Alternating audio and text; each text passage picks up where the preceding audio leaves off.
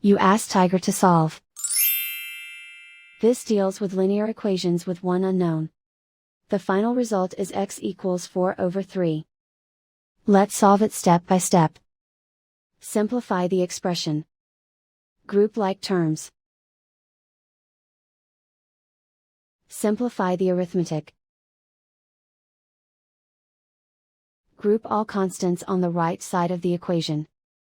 Add 8 to both sides. Simplify the arithmetic.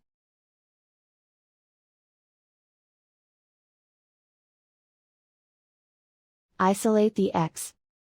Divide both sides by 6. Simplify the fraction. Find the greatest common factor of the numerator and denominator. Factor out and cancel the greatest common factor. And so the final result is x equals 4/3.